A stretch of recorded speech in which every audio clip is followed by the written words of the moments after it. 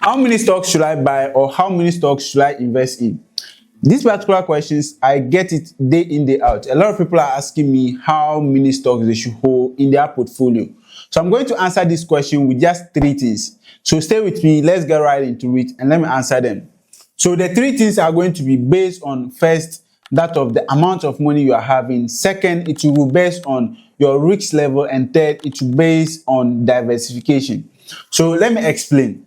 The first reason that I'm saying it will depend on the amount of money you are having is that, you see, if you are an investor, the amount of money you put in the market depends on that of your disposable income. So if you have an income where your disposable income is not that much, meaning the amount of money you contribute to that of your investment won't be that much, because you have other means to take care of. So let's assume that you are going to start investing with 100 cedis or 200 Ghana cedis. With the 200 Ghana cedis that you are going to start investing in, I will recommend for you to invest it in 2 or more companies. I will recommend that you should invest it in one company.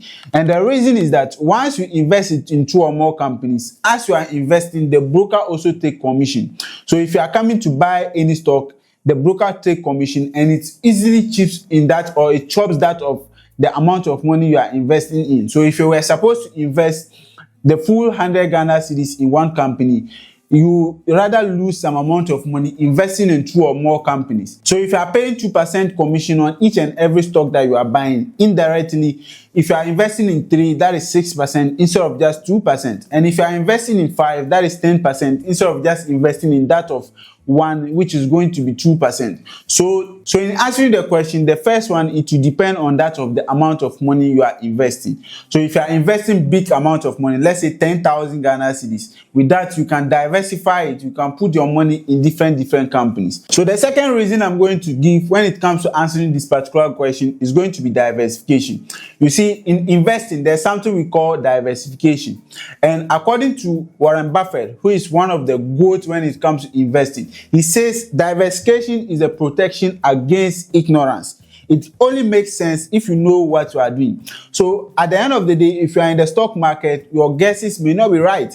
And the only way you can get your investment perfect is for you to diversify your money in different things. Warren Buffett himself has invested in about 40 companies. And out of the 40 companies, it's only 5 companies that are giving him over 65% returns. The rest are doing less than 65% returns. That simply means that for him to get it right, he needs to diversify his money in different stocks. And that is where the diversification answer comes in. So if you want to know the number of stocks that you want to invest in as a beginner or as somebody who is in the stock market, then you need to diversify your money depending on that of your income that I've explained earlier on. So if you have huge amount of money to invest in that of the stock market, or if you are investing some amount of money over time when it comes to investing in the stock market, then you must diversify.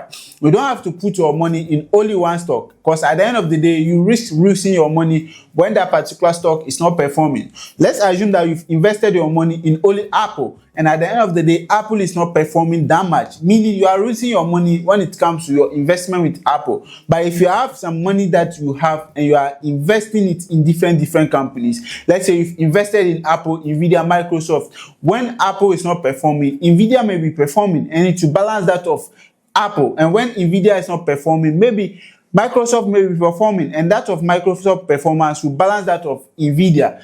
This is just the basic understanding when it comes to that of diversification. So the second answer I will give to how many stocks should you buy and hold depends on that of your level of diversification. You should diversify your portfolio. Don't only stick on that of one stock, putting all your money in that particular stock. It simply means you are not putting your eggs in one basket. If you diversify your money, it helps you a lot when it comes to investing in the stock market. And the last answer I will give to that is also going to be based on your risk level. You see, when it comes to risk is something that cannot be do without when it comes to investing. In as much as there's a possibility for your money to increase, there's also another possibility that your money may be reducing. So it depends on that of your risk level or your risk appetite. So if you are somebody who is risk neutral, then when it comes to investing, you should take a look at the diversification that I'm talking about.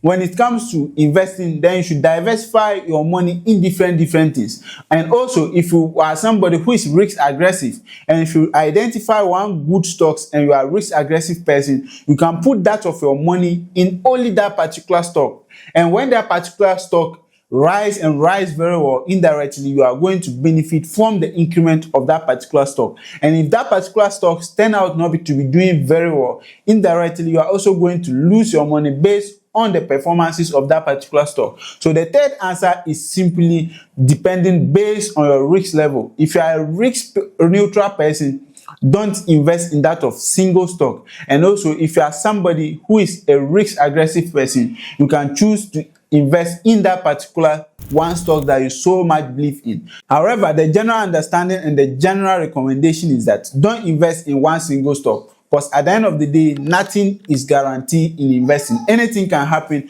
when it comes to your investment in the stock market. So this is just a basic understanding and a basic explanation I'm going to give when it comes to how many stocks you should buy in the stock market. My name is Sam Dawe. If you enjoyed this video, kindly consider to subscribe, and also don't forget to hit on the like button for a lot of people to get more about this. Cheers up.